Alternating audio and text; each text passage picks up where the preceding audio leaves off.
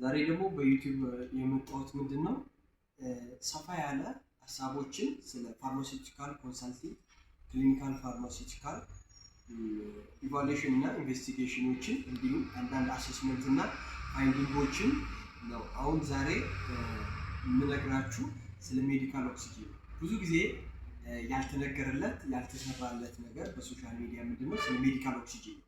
ብዙዎች ሰው ሜዲካል ኦክሲጅን ምን እንደሆነ እንዴት ፕላንት እንደሚሆን እንዲሁም ደግሞ እንዴት ኤክስትራክት እንደሚደረግ አያውቁም። እና ሜዲካል ኦክሲጅን ብለን የምንጠራው ፋሚሊ አንዱ መድኃኒት ነው ወይንም ደግሞ ሜዲኬሽን ውስጥ የሚካተት የመድኃኒት አይነት ነው ወይንም ደግሞ በጋዝ መልክ የሚገኝ ላይፍ ሴቭ የሆነ ሜዲሲን ነው።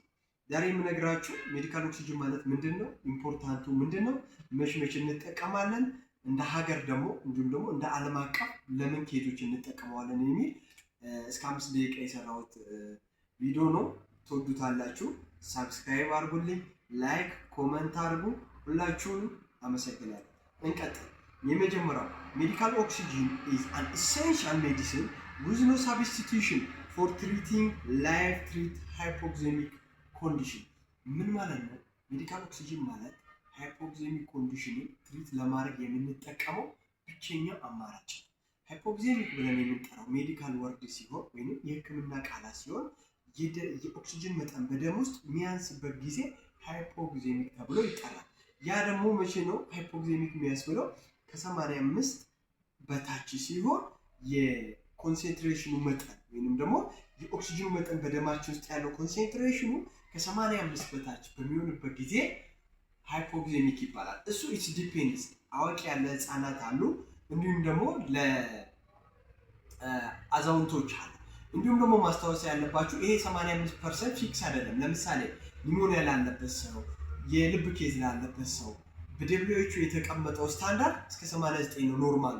ግን ኖርማል የአስም የታከም ካልሆነ የልብ ኬዝ ከሌለበት እንዲሁም ደግሞ የተለያየ ሲኦፒዲ ብለን የምንጠራው እንዲሁም ደግሞ የተለያየ የመተንፈሻ ችግር አካል የሌለበት ሰው ኖርማሉ ከ90 እስከ 95 ነው ኖርማሉ። ግን ባይ ዲፎልት በተለያየ ቅድም እንዳልኳችሁ ሃይፖክሲሚክ ኦርደር ዲስኦርደር የሚያመጡ ላይ ካርዲያክ አሬስት፣ ትራውማ፣ እንደ አስማቲክ ከሆኑ እንዲሁም ደግሞ ሲኦፒዲ ብለን የምንጠራው ክሮኒክ ኦብስትራክቲቭ ፑልሞናሪ ዲዚዝ ካለ እንዲሁም ደግሞ ሲኤችኤፍ ኬዝ ካለ አስማ ካለ እኚህ ሪስትሪክትድ ናቸው። ለእነሱ ሰዎች እስከ 89% ኖርማል ነው ማለት ነው። ከሞን ይህ ኦክሲጅን ላይፍ ሜዲካል ኦክሲጅን ብለን የምንጠራ ላይፍ ሴቭ ነው ወይንም ደግሞ ቫይታል ነው። ያለ ሜዲካል ኦክሲጅን እነ ኒሞኒያ ትሪት ማድረግ አንችልም። እኔ አይደለሁም እዚህ ጋር አንድ ጥናት አሳያችኋል። ደብሊውኤችኦ ከ2016 እስከ 2021 ባደረገው ጥናት መሰረት የሜዲካል ኦክሲጅን ኮንሰምፕሽን እንደ ዓለም ሃይ ነው። ለምን ሆነ? ኮቪድ ከመጣ በኋላ ኮቪድ ብለን የምንጠራው ወይም ኮቪድ-19 ብለን የምንጠራው ኤርቦርን ዲዚዝ ነው። ማንኛውም ሰው በየትኛውም ነገር መተላለፍ ይችላል። ኤኒ ቦዲ ኮንታክት ነው። በስኪን ኮንታክት ይተላለፋል። ኤርቦርን ነው፣ በመተንፈስ ይተላለፋል። አታክ የሚያደርገው ላንጋችንን ነው። ላንጋችን ውስጥ ያለውን ሴሎችን አታክ በማድረግ ዲስትሬስ በማድረግ ውስጡ የሚገኘውን እና አልቬዮላ አታክ በማድረግ የመተንፈስ ችግርን ዲስትሬስ ያደርግና እስከ ፋታል እስከ መግደል ያደርሳል። እነዚህን ደግሞ በመድኃኒት ብቻ ማኔጅ አናደርግም። የመጀመሪያውና ዋነኛው ነገር ምንድነው? ሜዲካል ኦክሲጅን ነው። ይሄ ሜዲካል ኦክሲጅን እንደነ ኮቪድ-19 በኋላ ኮንሰምፕሽን ወይንም ደግሞ ፍላጎት ምን ብሏል? ሃይ ሆኗል።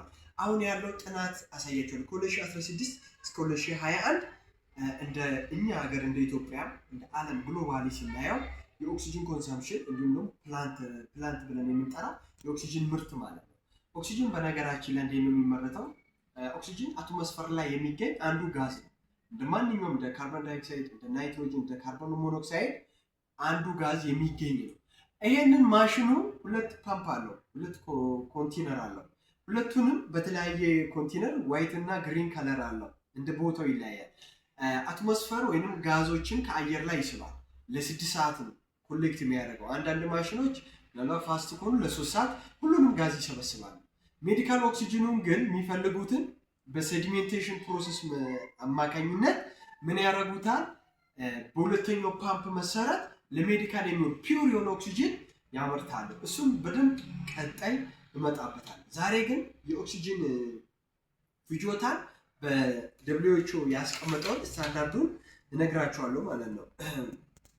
ሌላው ስለ ኦክሲጅን ስናወራ ምንድነው ሜዲካል ኦክሲጅን ብለን የምንጠራው ነገር ኢኮሲስተም ነው።